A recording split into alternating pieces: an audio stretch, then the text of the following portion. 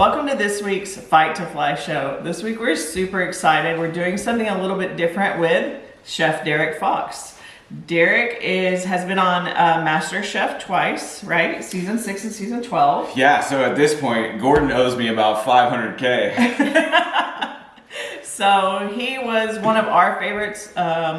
My daughter watches a lot of cooking shows. I do not, but I was iced in and forced to watch MasterChef, and Derrick's season 12 got me hooked. So, you know, Awesome. He does owe you some money because you got a new person into cooking shows. See, look at that, creating Yeah. new viewers. Yeah. Well, thank you for inviting me into your kitchen. It is beautiful. Thank And you. what a coincidence, you're filled with Thor products. I know. It was meant to be. Super cool. Yeah. So what we're going to do today, we're going to ask all of our questions, talk about Derrick's Fight to Fly story, but first we're going to get him started cooking. So I figure if he's here, this amazing private chef, we might as well take advantage of it and taste some of his food. So we have a mystery box for you. So you're bringing me back into the trauma of MasterChef and giving me a mystery box? This is probably going to be more traumatic than anything MasterChef could have done to you, because I am such a minimalist. I'm finicky. I have allergies. So this is going to be a real challenge. What is the grocery store shop for you? Like, what is that like? Are you in and out? Do you spend a lot of time? Do you make a list? Like, what do you do? I hate grocery shopping. Okay. I'm a little codependent on my daughter Jasmine. Okay. And so she makes the list. But my kitchen usually has cheese, pasta, and maybe chicken. Chicken Alfredo, everyone. Like- That's what you're getting. If you want beef jerky, fried chicken, or any type of pasta, I'm your girl. Other than that, yeah, so who knows if what's in this box actually goes together, if we can cook it in this amount of time. I don't know, we'll all figure it out together. Okay. So, Are we you ready to roll out the mystery box? Are you ready? The Minimalist Kitchen Mystery Box Challenge. I'm having flashbacks right now. I feel like I'm back in MasterChef. Now, Okay. Home Goods, our favorite store. okay, brown sugar. Not Are you sponsored. trying to get me to bake something here? No, I just really like brown sugar. This is a big old loaf of bread? Yes. Ooh, wow. Where did you get this? The farmer's market? We're Central Market people. This was at Central Market? Yeah. I love Central Market. They have the best bakery. Oh, here you go. Happy Mother's Day. Get this out of here. The fuck? It's Mother's Day weekend. We're filming this the day before Mother's Day, so I felt like we had to have a Mother's Day. Okay, so we have a tart. This needs to be used in the dish Yes. with bread and more sugar. I told you this. You are really not good at shopping. Duck fat. My daughter-in-law really likes duck fat, and she's like your biggest fan, so Okay. this is for Jules. Bacon. It's maybe coming together. What is this? Short ribs. Do we have a pressure cooker? Do we have a pressure cooker? Nope. Fucking hell. We don't have enough time for short ribs. We do have backup. Steak and chicken. Okay. Okay. So we weren't sure either. We've never cooked short ribs, but they sounded good. The most Texas-sized sweet potato I've ever seen in my life. It's actually a Japanese sweet potato. Born here in Texas. This is like Bam Bam's club. What the hell? How do you say it? How do you say it? Pecans. Pecans. Pecans. Pecans. No pecans. Pecan sandies. And lastly, some Central Market honey. More sugar. Are they sponsoring us? They should be. Okay, let's get this monstrosity out of the way here. Now with the rules, obviously you can use anything else in my kitchen, but as I mentioned, I am a minimalist. So. This is not minimal. This is someone with ADD went to the grocery store on an almost empty stomach. ADHD. Yeah. Whew. Okay. I don't even. You know what? We're not even. We're just gonna hack this up real quick because it's a mystery box challenge and. Yeah. Well, and we probably don't have time to cook that big thing whole anyway. No, we do not. So, what got you into cooking? Well, I mean, I come from like a very like, my family is Italian. We have Italian blood. We have. So your family's Italian? Yeah, so, you know, food is just like, it's always been there, but my mom has become a good cook, but like when we were young, she claims that we weren't adventurous eaters, and she couldn't make us a lot of stuff, but I would always say that she just like wasn't a good cook, so I learned how to cook so I could eat the food I wanted to eat, you know? I feel like that fits within your character. Like, if we're gonna There's do a this, problem, I'm gonna fix it myself. yeah. But then, like, just like growing up, like I played a lot of baseball, and so like after baseball, I would want to go do things, so I spent all this time at practice. But my mom and dad are like, if you gotta be home for dinner, and if you're not home for dinner, we're not making you an extra plate. Like, if you're not here for it, it's gone. I was like, wait, so I don't have to be home and I can make my own food? And they're like, yeah. I was like, that sounds like a better deal. So it's kind of like that. That's kind of like what got me into it. It was just like my upbringing. But then like later on in life, anytime I was like stressed out, I found myself in the kitchen. And that's like, I don't know, that's like, it's just like calming to be in the kitchen, you know? So how did you make it from just enjoying cooking to being on MasterChef? Yeah, that part was like, I don't know. It was like I was always cooking. I was cooking for the band, cooking for friends, and they were always like, "You got to do something with this." And I'm like, I don't really know. But I had all these, you know, I had friends that would come over, and we would just like hang out in the kitchen, and I would cook for them, whatever. And I'm just winging this, by the way. I'm just winging this. One of these.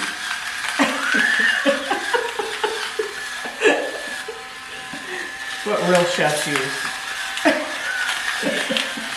How do I stop it? Sorry, I over seasoned it because the pepper grinder kept going.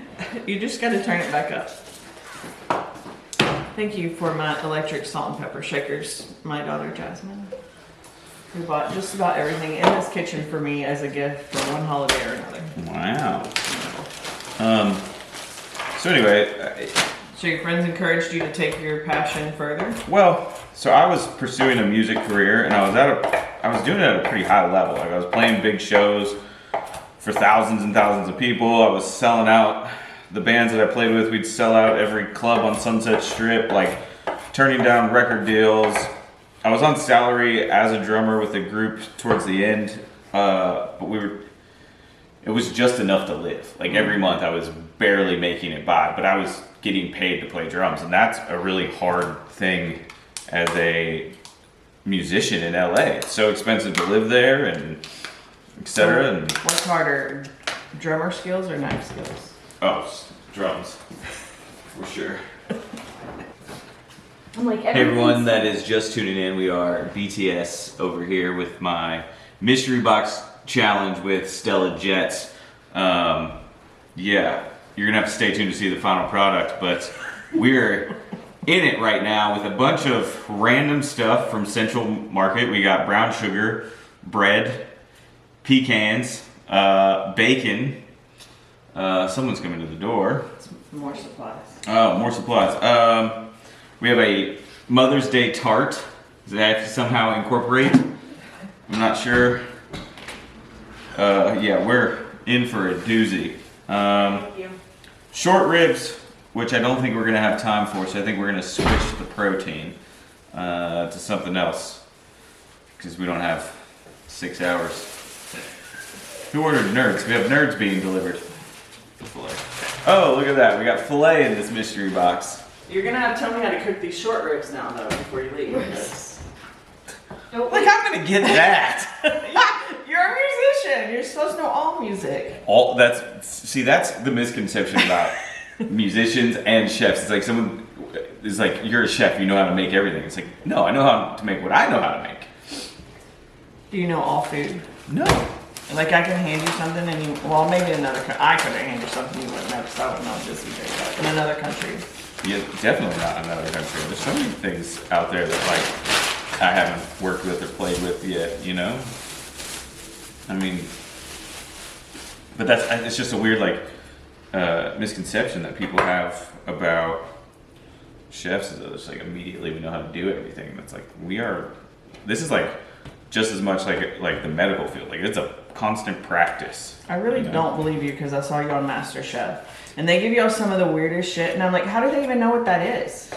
Well, yeah, sometimes we don't. And we're just pretending that we do because Gordon Ramsay's standing in front of us. And we don't want to go home. What's the weirdest thing they ask you to cook on the show? So on the days that we're not filming, they still have us there, so they want us working. Hang on, turn on here. They want us to, The left. This one? All the way to the left. They want us like doing stuff, because the least amount of cooking we do is on a cooking show. We cook once a day. Like me, I cook all the time, and we're in a hotel, so we don't get to really do anything. We're really testing your skills on if you can cook in any kitchen. I just moved here and I didn't bring a lot of stuff with me. I gave a lot of stuff away. I haven't restocked because I travel all the time, so I'm hardly ever here to cook. And then I think, oh, you know what I'm gonna do? I'm gonna meal prep on the weekend, so I'll have stuff to eat during the week. But I travel so much, it just doesn't make a lot of sense. So Yeah. So Minimalist Kitchen and MasterChef. We'll see how those go together. It's a new challenge, new show. Gordon, thinking about one, I can help you out. I technically don't think he has any more time for any more TV shows. He fills every hour of the day. It's filled. It's done. I'd love for them to have a cooking show where you have to cook for just kids. Like a chef has to make a meal that everybody in the family likes. I think they actually. I think they tried some kind of show where the kids were judges. Yeah. Anyway, but the whole trying out for MasterChef, I was playing in all these bands, and I got tired of being as a drummer, you're the supporting act.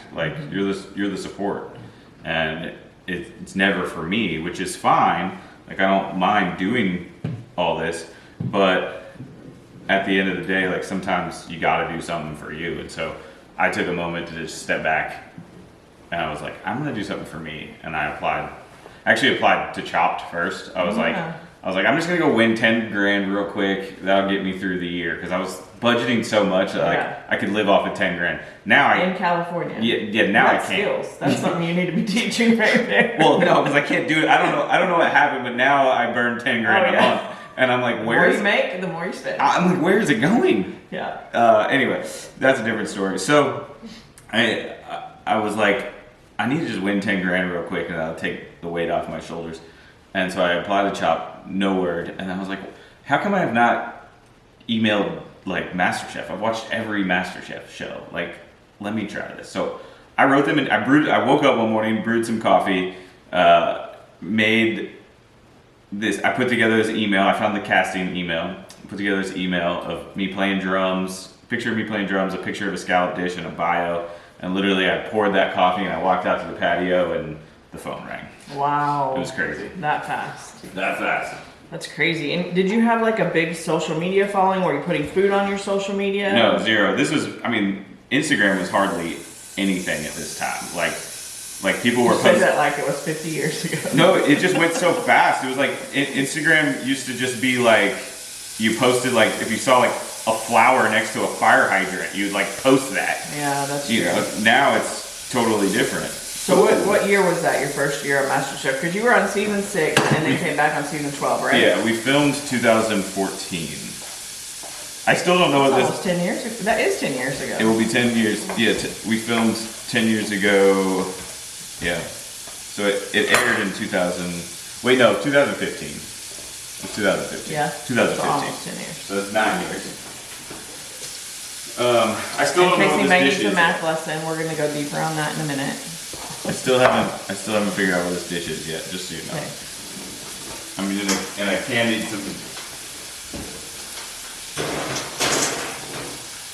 Oh yeah, you can feel this. Yeah, I think it becomes Yeah, you got sweet potatoes, bacon, brown sugar. This is definitely starting off Texas style. Southern style. I've been here too long, huh? Yeah. Okay. So what I'm gonna do next is I'm gonna throw these pecans in with the bacon fat. I'm gonna add some duck fat. Okay.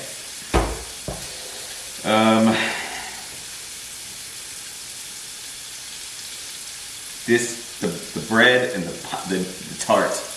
The tart is messing me up. We can just have it for dessert. It's fine. I mean, it's your challenge. You can do what you want. I know. I wanted to have. I want to figure it out, but I feel like every time on those shows that y'all have something you don't know what to do with, they like, I'm gonna make a compost and just smear it on the dish. We got it.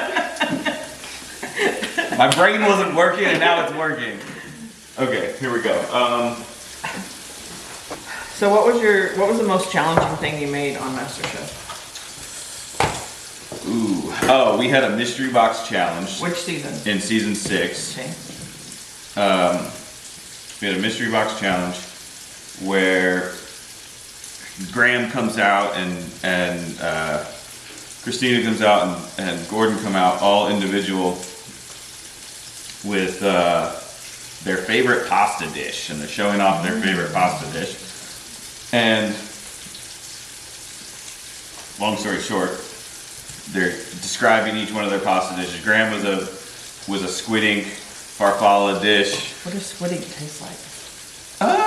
It's kind of just like got like an oceany flavor, kind of salty. That sounds terrible. Have you ever got ocean water in your mouth? I love ocean water. It's delicious. Yeah. That's why you're the chef. I'll stick to lasagna and Alfredo. Sorry, ADHD. I'm gonna sidetrack you. I don't know if blueberries are gonna work in this, but what about like a colander? Yeah. Okay. Believe it or not, I have something. Are you not a fan of Central Market Star?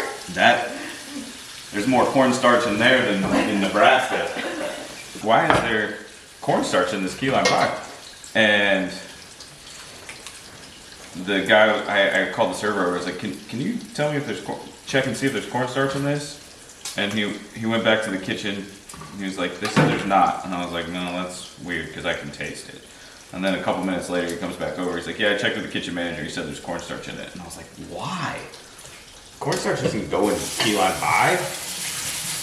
Me being from Florida, but salted. And it's just like, it's such a nice restaurant. Why are they putting cornstarch in their key lime pie? Just make it right. I don't know. You didn't get an answer? Well, I just told him not to do it. I gave him a recipe. Stop doing that. Don't put cornstarch in a key lime pie. It just doesn't go in there. Okay, we clean these berries. Now we're gonna add some sugar. And you're gonna keep telling me about the worst. Oh, so yeah, the pasta dish.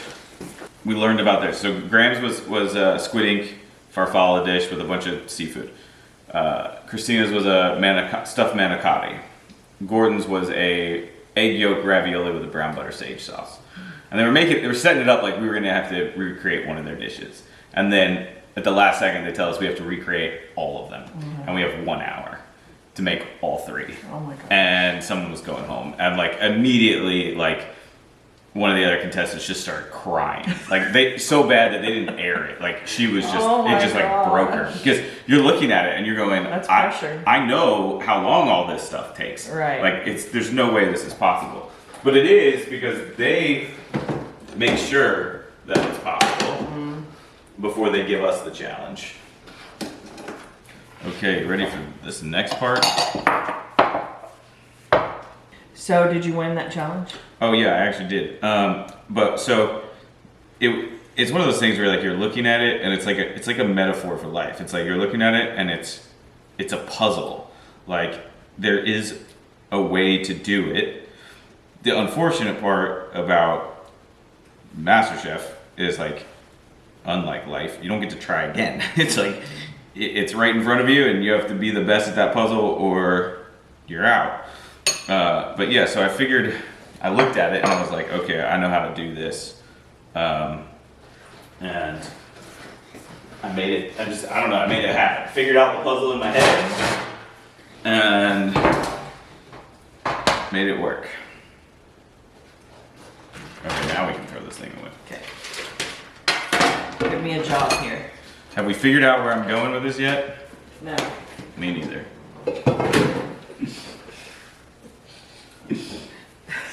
Kiwi? No, thank you. That's good kiwi.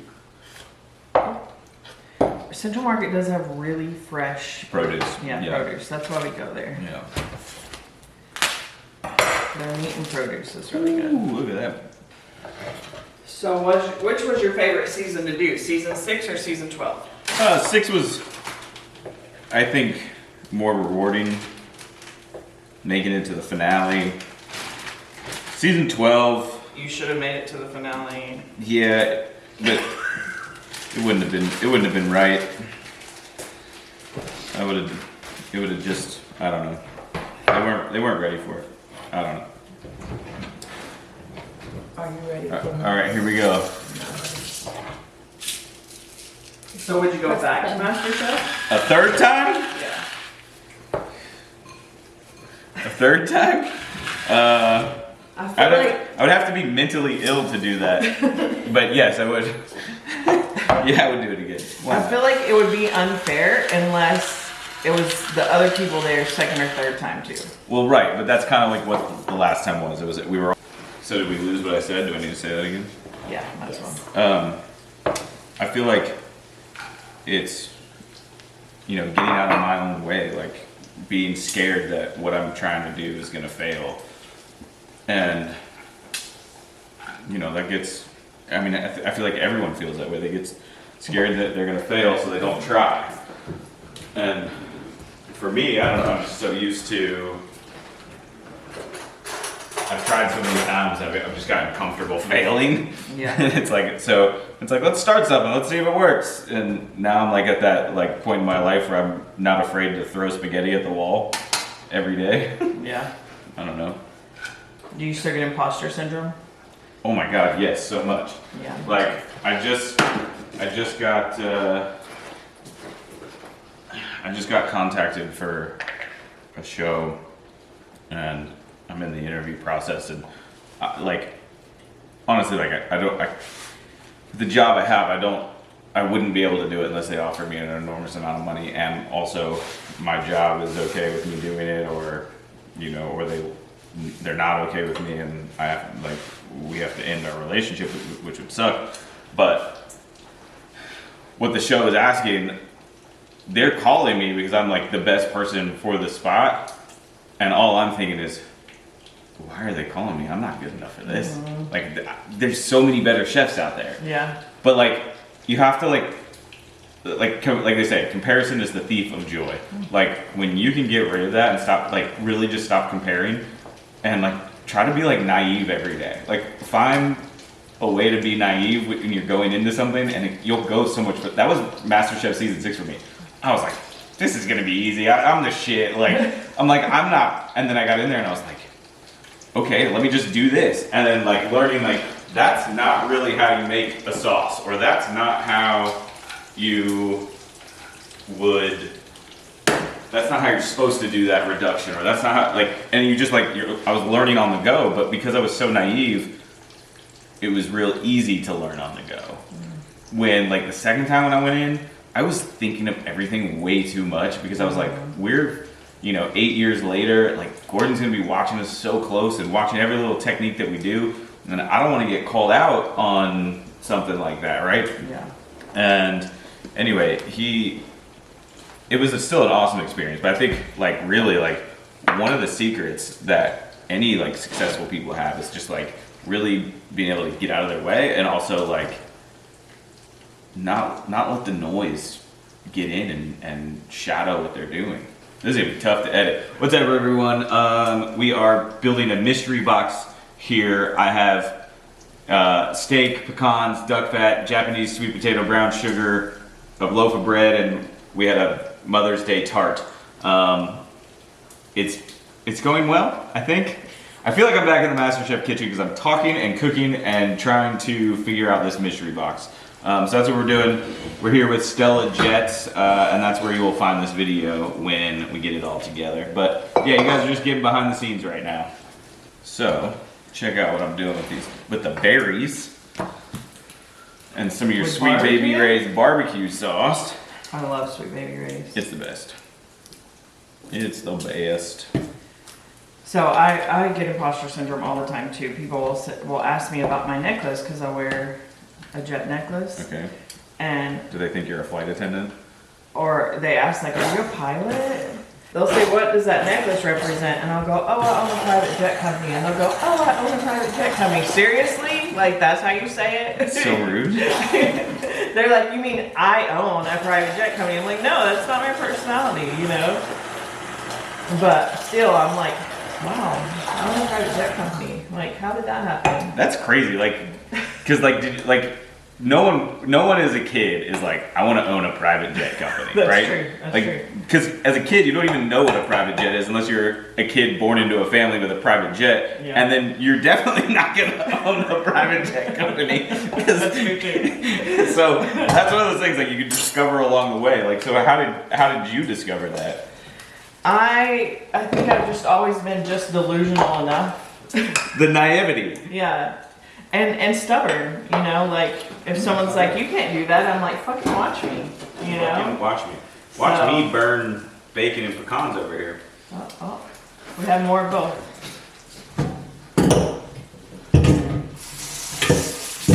So yeah, so I decided one day that that's what I was gonna do, but it was like one of those far off dreams that, you know, you really don't think you're ever gonna actually do it. You just say, one day I'm going to live in the White House or some weird, you know, delusional shit. Yeah. And so that was kind of where I was, but then I was diagnosed with cancer, and I was like, I'm gonna do every single thing, I'm gonna reach for every single dream. I realized I was the only one stopping myself, just like you said, and made a decision, and that was it. I think if you make a decision and you're stubborn and delusional enough, there's no one that can stop you except for you. So what are we learning here? Anyone that's successful is just really good at being naive and delusional? Yeah. Well, you know what they say, the fastest way to success is through failure. Right. So being delusional and naive and trying a lot of things faster and just really not caring if you fail or not, I think is the fastest way to success. Does it taste good? It's good in there. We're getting a dish. Okay. I don't think do you see what's happening yet? I have no idea. Okay. It's gonna be called Mother's Day Madness. We can do better than that. Okay. I need just a whole lesson on knives. Can we do a Fight to Fly show and just do knife skills and lessons? Well, I wanted to get this really thin. Oh, this is not trash. This is my bacon. Okay, let's see what I can do here. I'm gonna have something in here. I told you the challenge was gonna be what's available, not necessarily. Well, I had a bread knife, but I left it in my kitchen. This is not the knife to do this with. He's never gonna do another challenge with us again. Next time he'll be like, "Welcome to my kitchen." I'm having a blast. I don't know what you mean. Okay, so what I'm doing is I'm doing like a play on a shepherd's pie, Okay. kinda, but I'm filling, it's like reversed. I'm gonna fill the tart shell with a Japanese mashed sweet potato filled with bacon and pecans, and then I'm gonna top it with the steak, and then put more bacon and pecans and a crostini, and then drizzle this berry barbecue sauce. So we'll call it a Mother's Day Texas pie. Not bad, huh? No, I think that's great. I definitely never would have came up with that. Ever. I can't promise it's gonna be good, but it's gonna be something. It's red meat, potatoes, and barbecue sauce. I mean, how can you go wrong? You know, there's a real lesson in Just elevate just it, right? throw it out there, try it, and if it doesn't work, We fail, we try again. Isn't elevated? That's a word that y'all use a lot on MasterChef. Like this is elevated shepherd's pie, right? Well, yeah, because Gordon always wants something elevated, and then sometimes he'll give you shit for elevating something. Like, don't mess with butter chicken. Just make butter chicken. Don't elevate it. He'll tell you that's a bad idea. Butter chicken. Do you make butter chicken? Indian food? No. It's good if you The whole fly show is just going to be me showing how much I don't know in the kitchen. I can make a hella beef jerky though. Just saying. Ooh, can I try some? Yeah, you want some? Yeah. I actually saved you some.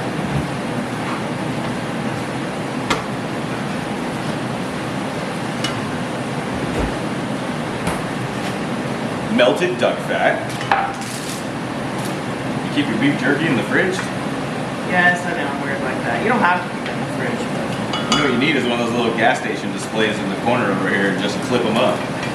So I got a new smoker for Mother's Day and started putting the beef jerky on the smoker. Okay. A few of them got too dry, but these are the good ones. Since I know you're going to judge me, I gave you the good ones. I'll save the dry ones for my kids.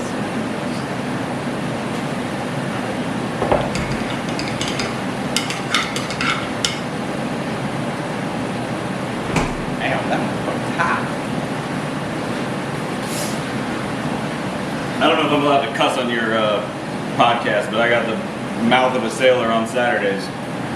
I cuss every now and then. I'm sure they'll be fine. Do sailors cuss more on Saturdays? I was just making shit Oh. I was like, wait a minute, what? Have I heard that one? I'm delusional right now. I'm just making up sayings. When I was like in my 20s, there was this guy at work, because that's how it was in the 20s. And not in the 20s, in my 20s. Not that old. Well, it is the 20s now. Anyway, I digress. And he was always asking like, where are y'all going after work? Where are y'all going after work? And I didn't ever want him to go because he got on my nerves, so I wouldn't tell him. Okay. And then our boss was like, look, I'll tell you where to find her. And I looked at him like, how dare you betray me? And he said, just drive up and down the street and whatever bar you see the sailors running out of, that's where she's at. And I was like, thanks. I don't know what that means, but that sounds mean. I did have to ask what it meant. He was like, you not realize how much you cuss? And I was like, no, I didn't, but I will now, thank you. Oh, you put vanilla in there. Madagascar bourbon, pure vanilla extract. Should put that in. We'll put a dash, the little dabble do you in the. I Potatoes. spent like $30 on this vanilla when they had small ones. I don't know. It's No. Central Market. Everything's big and expensive. I'm taking it home. That's what's happening. Oh, I was manipulated by the Jasmine over there. True producer, because that's what they do. I was watching this commercial the other day, and it had a stand mixer in the back that wasn't getting a KitchenAid stand mixer. There was a Vitamix. There was an espresso machine. It's all on the set, and I'm like, who's taking all that shit home? Because that's how it goes. They were like, job benefits. Yeah, exactly. Okay, so what is your favorite type of domestic pet? Oh, I have a French bulldog, and it's the best dog in the world. So what are 3 things you like about your French bulldog? Or any dog for that matter? Well, first of all, before I got her, I read this book called The Loved Dog, and it was all about teaching you how to train your dog only using love and only using food and love, and which is really good because like a lot of times in our childhood we have a childhood pet, and you're taught all these different things: smack it on the nose or smack it on the butt or get mad at it if it pees in the house. It's like it just has to pee, and it doesn't know how to tell you how to pee outside. Right. You have to teach it how to tell you how it needs to go outside. So like one of the first things I did when I got Rebel was I hung this bell by the door. And the first morning when I woke up, I picked her up, we walked over to the bell, I rang it, I said outside, and then I took her outside and set her down in the grass. And then I said, go potty. And then as soon as she went potty, it was like, you celebrate. You're like, yay, good job. And gave her a bunch of treats, took her back inside. And then, because it's a puppy, about 4 hours later, did the same thing. Picked her up, rang the bell, set outside. Did that for 3 days in a row. 4th day, waking up, and she literally just runs over to the bell and hits it with her nose. And I was like, okay. Immediately took her outside. Yeah. She went right out. She peed, gave her treats, and it was like she never went in the house ever. Nice. Never. So it was like that kind of positive reinforcement. She learned it, and then we just did that with everything. She doesn't. If food falls on the floor, she'll run to it, and then she'll look at me and wait for me to say, "Yeah, go for it." Or, I'll say no, and then she'll just stop, and she'll just stare at me like, "Why?" But she'll wait. And there was a book about that? About Yeah, how it's to train called them? It's called The Loved Dog. Here we are, talking, burning my toast. Don't you have to talk to like Gordon and them while you're cooking on Yeah, the but show? the stove is in front of me, and they're there so I can see. I see. The behind me is killing me. I see. Behind Well, me is it's too killing bad me. you don't have a sous chef to help you with that. I thought that was you. I have no idea what you're doing.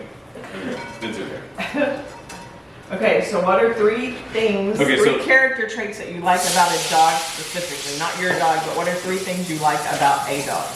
Um, All dogs. I feel like when you have a dog and it's properly trained and brought into your family, it just always loves you. Okay. Endless love. Trainable and unconditional love. And then One more thing. always down for adventure. Like your dog wants to, like you want to go somewhere and you bring your dog's so happy. Love it. So that's what I like. Okay, so trainable, unconditional love, and adventurous. Down for whatever. Yeah. Okay. Because like a cat, not that way. Yeah, definitely not that way. Okay, so what's your favorite type of wild animal? Are we getting to something? We are getting to. That's exactly what I did the first time someone asked me these questions. I was like, why are you asking me these questions? Okay, yes. I promise it won't be so painful once we get there. Favorite wild animal? Favorite wild animal? Just whatever's the first thing that pops in your head. When I was younger, I'd always say a cheetah because I liked how fast it was. Okay. Are you sticking with cheetah then? No, because like as an adult, I'm like, I feel like most like 5-year-old boys would say cheetah though. yeah. Like it's like a 12-year-old boy would say a Lamborghini, right?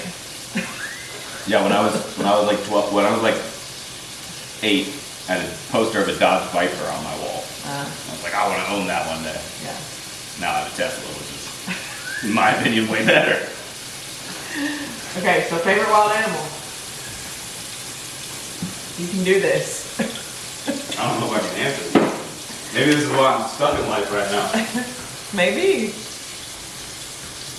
Giraffes, lions, tigers, and bears. Oh my.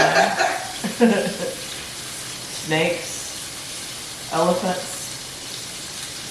Elephants are pretty cool. I wouldn't want to be one though. Well, you don't have to be it. It's just what you like. Oh. Like something that you admire, 3 things about that type of animal. Somebody said gazelle before, somebody said monkey, somebody said dolphin. I'll finish that story later. Well, I know why I would be a dolphin.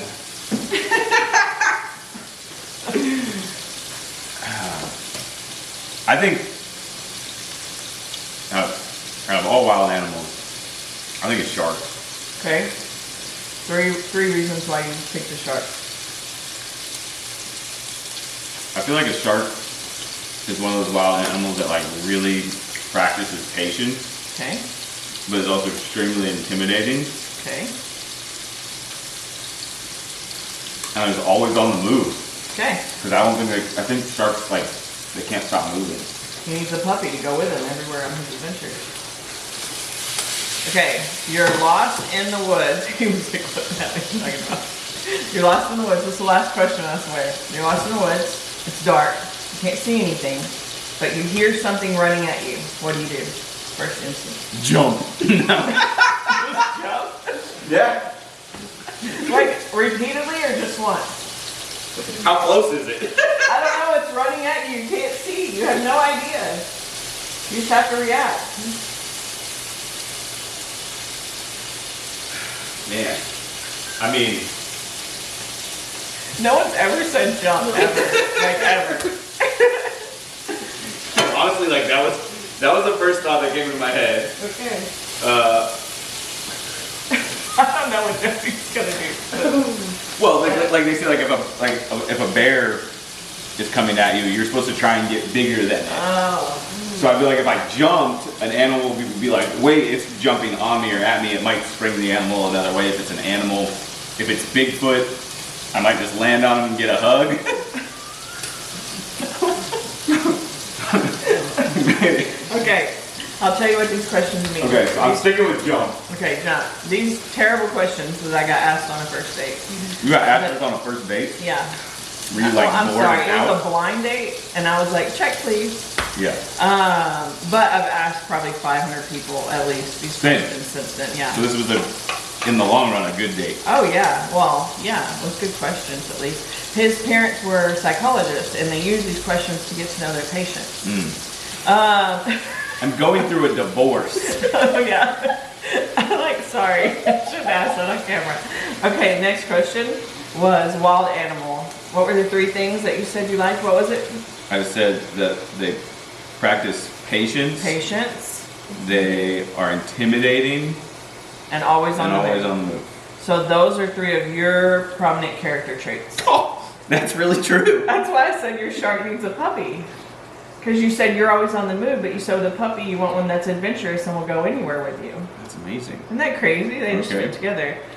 The how you react to something running at you in the forest is how you react to stress. So I don't know what you do when you get stressed out. I go outside and try and dunk. Yeah, I don't know. Out of like over 500 people, no one's ever said jump. So I'm stumped with what that actually means. But so hot. I'm not a chef. I have sensitive fingers. Good. Now you know more about yourself. That's crazy. Do you have cheese? I don't Do know. I have cheese? I literally only have cheese. I don't know if cheese is the move on this, but check this out.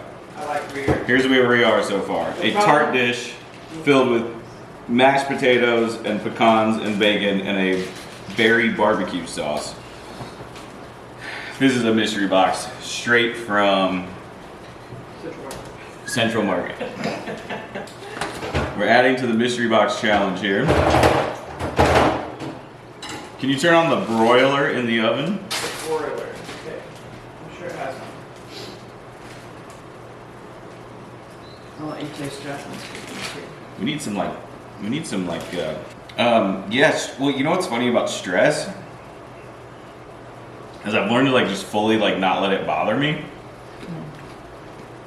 The jumping thing. So I feel like it's like if I'm stressed, I just need to like jump up and go do something. Well, yeah. Yeah, Maybe so. Maybe that's what it is. maybe. Drinking Dr. Pepper. It's like my wine. I don't drink alcohol. It's just Dr. Pepper and Red Bull when I'm not drinking water. Hmm. And every now and then some sweet tea. Some good southern sweet tea. So there are people out there who are like, I would love to be on that cooking show, but I don't know if I'm good enough. What would you tell them? Don't go on it. I think Jasmine and I could do a cookie baking competition. It's about it. A baking competition? Yeah. By the way, I see everything. I was gonna put that in your basket. Oh, you should have. Yeah, I was gonna put that in your basket, and at the last minute, I was like, "There's a lot of sweet stuff in this basket." There And is. so I eliminated one. Okay. It really does need something green, man. I'm sorry. If we had some had chives or green onions right now, it would set this off That's so the first one nice. that sort of didn't like chives in like a year. Yeah. Well, we were talking about doing vegetables in there too, and then we were like, we don't want to make it too didn't hard put- and too long. You didn't put any of it. Well, you just put the sweet potato. That's it. Pie crust did not like to be baked again. Yeah. It got soggy. Oh, did it? Weird. Now we can call if we had some like microgreens. This would be fun because we could just. All right, let's go for it. All right. Don't go breaking my heart. You get the first taste.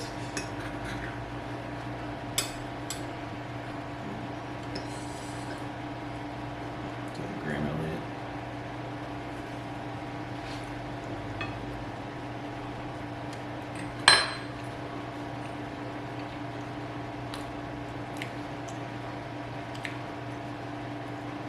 Tastes like something you'd get on Mother's Day at Texas Roadhouse.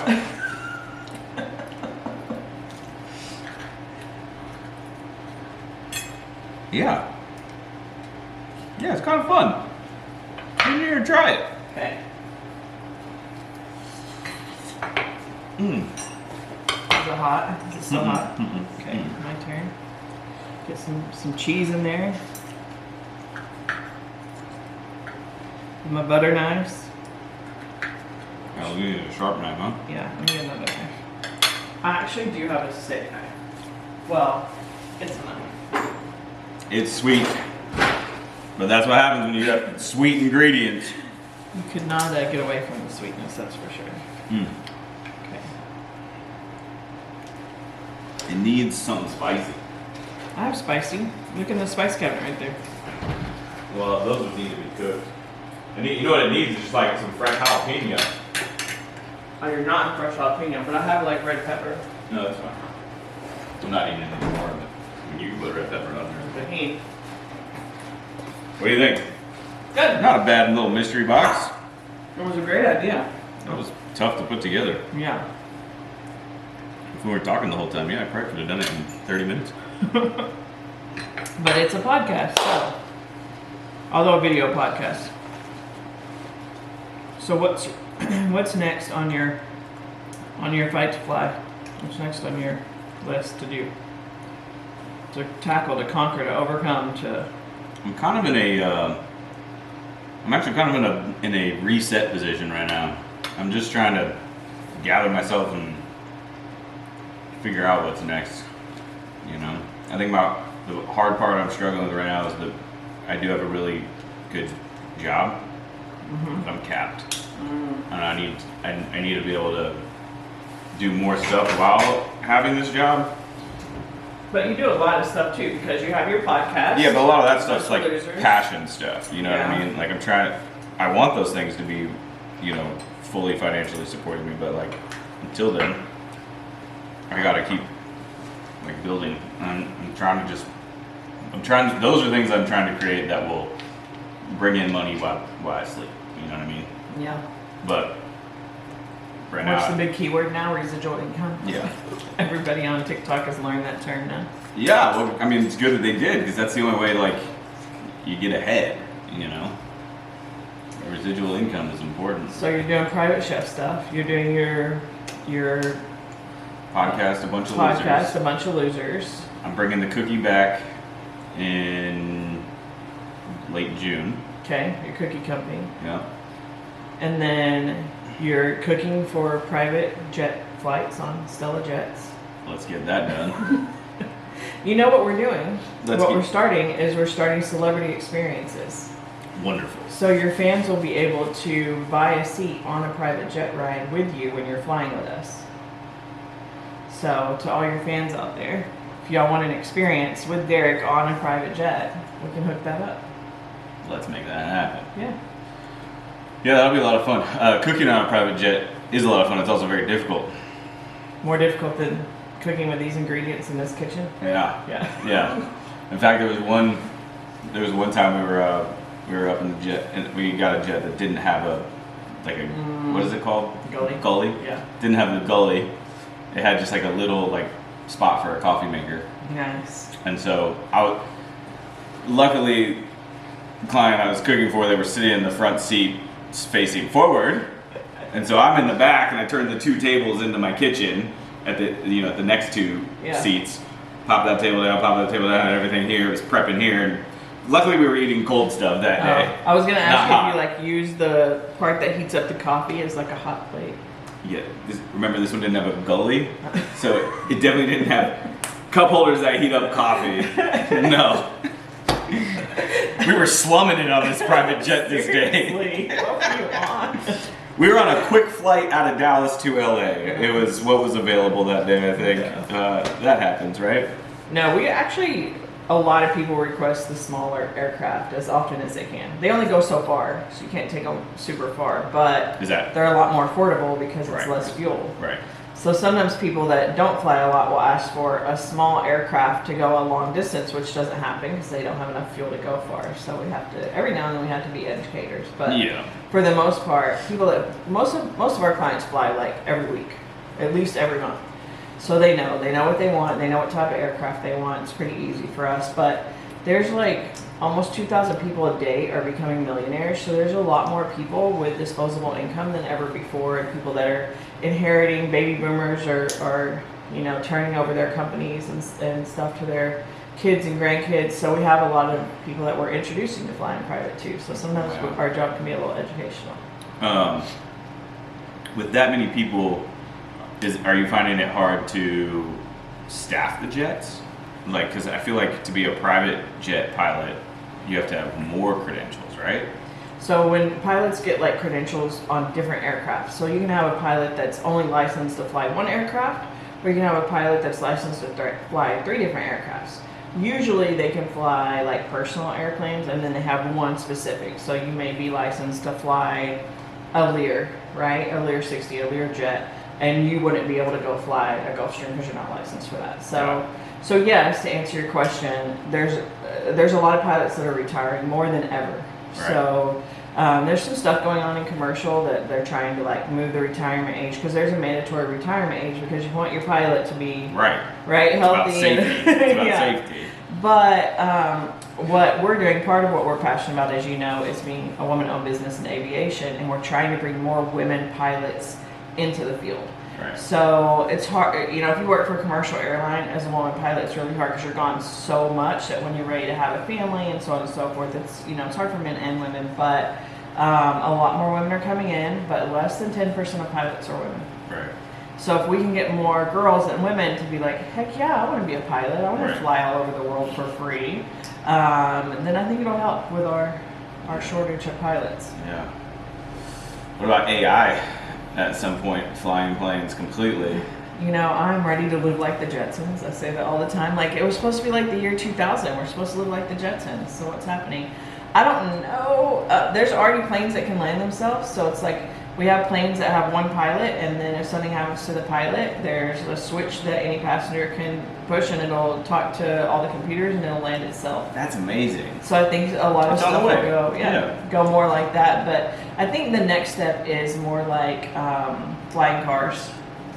So the vertical lift and takeoff and lift aircraft. So it lifts like a helicopter, and then the engines turn and it flies like a jet, so it goes faster. And as a car? Well, it's the first step in having flying cars, because these will be like Ubers. Yeah, but here's you have to be a pilot, right, to do that, to which is fly. where I've taken a dive into this, and the everyday person is not going to be able to.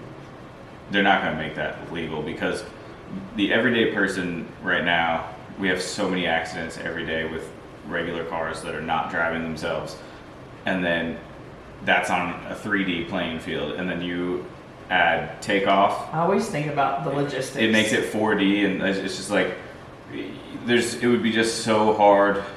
Yeah. So. But imagine you're talking about AI. We're talking about planes landing themselves, planes driving themselves, eventually flying themselves.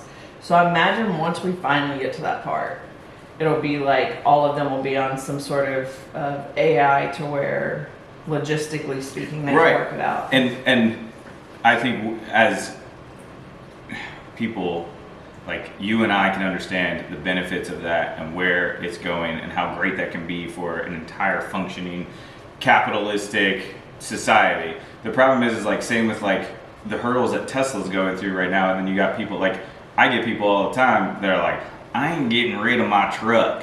You know what I mean? And it's like, your truck looks like it's about to fall apart and you have to crank the wheel like this to turn it. It's like they want to hold on to the nostalgia of this old time, and those people do slow the progress down. So it's like, you know, like but the Jets. What else is going to happen? Like, those people are going to die. Yeah, eventually. Yeah. That's what's happening. No, and when right you go now. on TikTok and you see all these young kids that want Teslas and want self-driving cars, and like, I mean, I just got the full self-driving in mine, and like the first day I took it out of downtown and took downtown LA and took it all the way down to Torrance to meet some friends at a park. Anyway, it blew my freaking mind. I had no disengagements. It took me through a busy ass downtown with people just randomly walking across the street. The whole time driving The itself. whole time. Wow. There was one guy that was walking where it was not a crosswalk, and he just like walks out in front of me. My car slows down, and then he comes to a car that's parked on the side, and he opens the door, and my car just like saw no traffic on the other side and just went around him.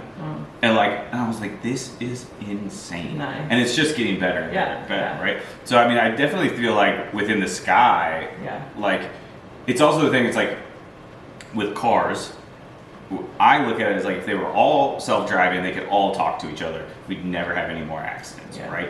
With planes, I feel like everyone understands the importance of that.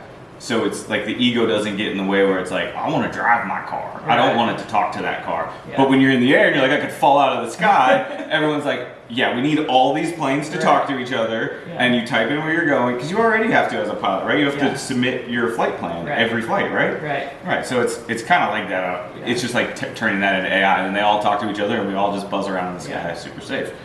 But what you talk about, you know, people who like to stick to the way it's always been, right? That's part of what actually drove me to get into aviation right now, is because it's been ran predominantly by old white men, right? Now, I think everybody has done a great job.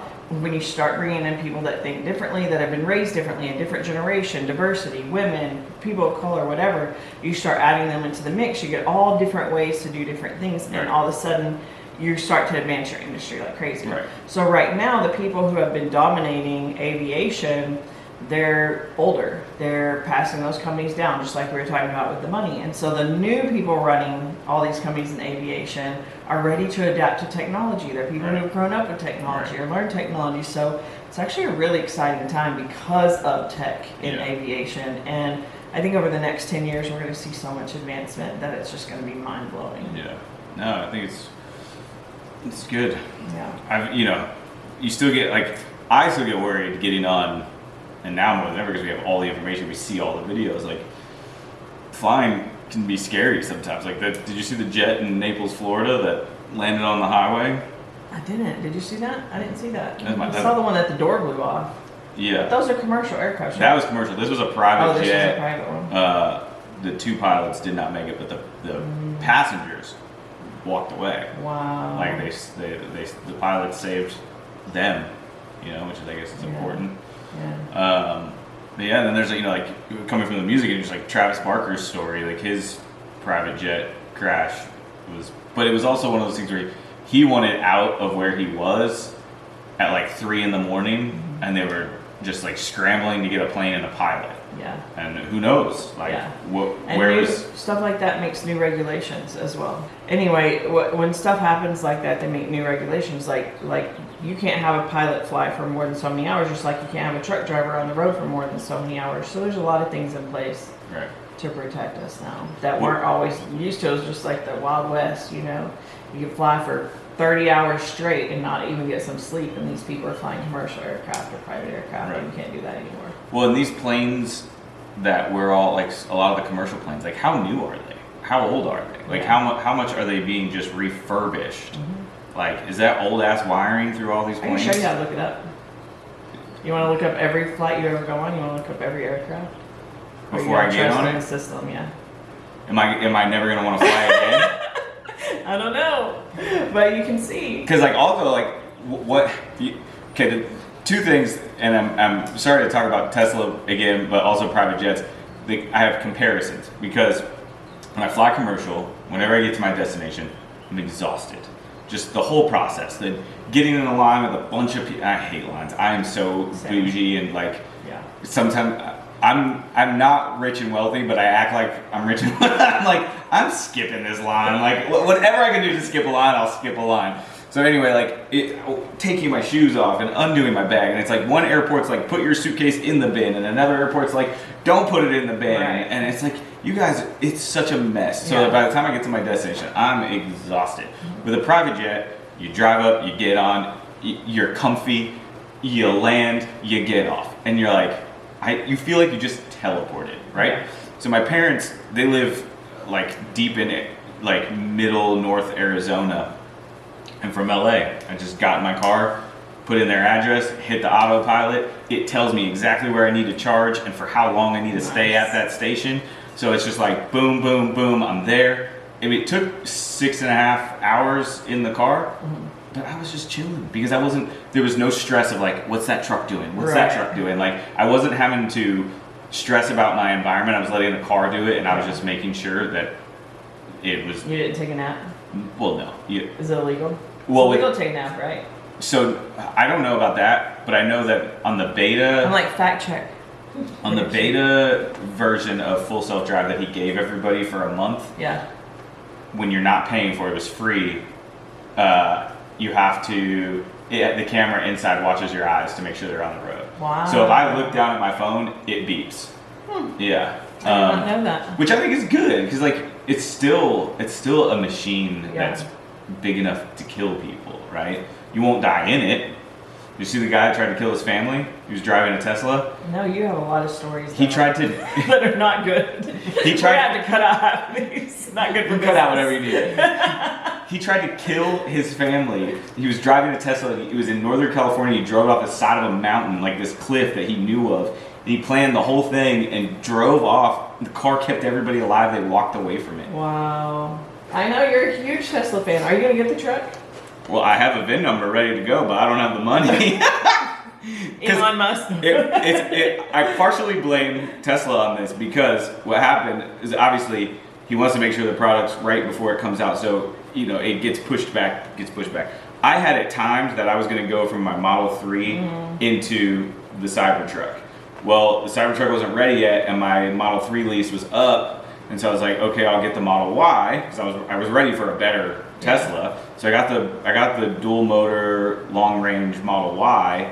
And I just got it a year ago, and so I can't get out. I can't get out of it to go get a Cybertruck. I just got it. So what if Elon Musk said, you have to cook for me full time, and I'm only going to pay you half of what you're making now, but I'll give you a free Cybertruck? Can I cook for other people on my days off? Probably. Then yeah, because then I'm gonna take the Like, Cybertruck. how is he going to know what you're doing on your days off? Like, you Social wouldn't have a media. non-compete, would you? Right. So. But just think of all the stuff you could learn from Elon Musk, Oh, just being around I him, know. and the people Yeah. that you would meet being around him. Like, it would be I'd work for him for free, just Yeah. for access to the network. Well, but his life is also so public that like I follow it, and I hate when people are like, oh, you're an Elon fanboy. It's like, no, first of all, I'm watching what the guy's doing, and you guys are listening to what the media is saying, and the media is so controlled by our politics and that dirty money that goes back and forth, and none of them have control of what Elon does. Look at Nancy Pelosi's stock portfolio. She has a huge position in Tesla. She'll sit up there and say he's a bad guy, but then all of her money's in Tesla. It's like she's just driving the stock price down so she can keep buying more. Like, it's like, watch what the guy's doing. Everyone that bets against him, they lose. He just keeps creating great things, and he loves humanity. Like, that's the crazy part. This guy like literally wakes up every day to make things better, and everyone shits on him, and I don't get that. I don't have that connection. Who calls you a fanboy? Like, people on Just social people on the media? internet. Yeah, Okay. whatever. Like, I don't Okay. care. I'm like, if it's somebody in your life, like, we need to have a talk. No, Yeah. that's not very nice. 'Cause he's a smart, but powerful if it's somebody person. on the internet, nobody cares. I mean, you have to admire someone that's like willing to take on the things he's taking on. He's delusional. A little bit. Gotta be delusional. Gotta be. Right? Right. I think so. Yeah. Because the people that like, I don't know, the people that go into it fully aware, like, it usually fails, right? Well, imagine if you went by logic, we would not have any airplanes. Because Right. people were like, people cannot fly. Right. That is so delusional, right? Exactly. Yeah, you have to be delusional to make a difference. Jasmine, my daughter, she makes fun of me because on my list of things that are important to me. One of them is advance the human race. Yeah. she's like, tall order there. You want world peace too? I'm like, no, but we can all do something, even if it's small, to advance the human race. You know? Well, we can. And Elon also, Musk is doing it. Also, exactly. And I think it's a weird thought, but like, we got to get out of politics and government the money anyway. I think there's actually more room for a future of an AI president than there is to continue. An AI president? Yeah. I never even thought about that. Because think about it like this. Think about like, okay, we have all this money that we Wait, pay. don't push that back yet. We have to do it. Let's do an out scene until we Okay. finish talking. Do we want to wrap this up? Come on. I think there's a future for AI planes, AI president. We'll end there. That's it. AI dogs.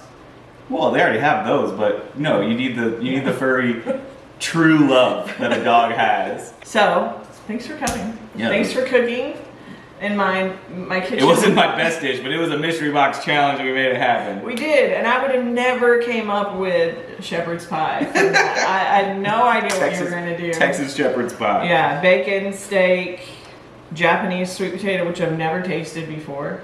Yeah, that's all right. Yeah, It's not and a Mother's Day fruit tart. So I think you did great.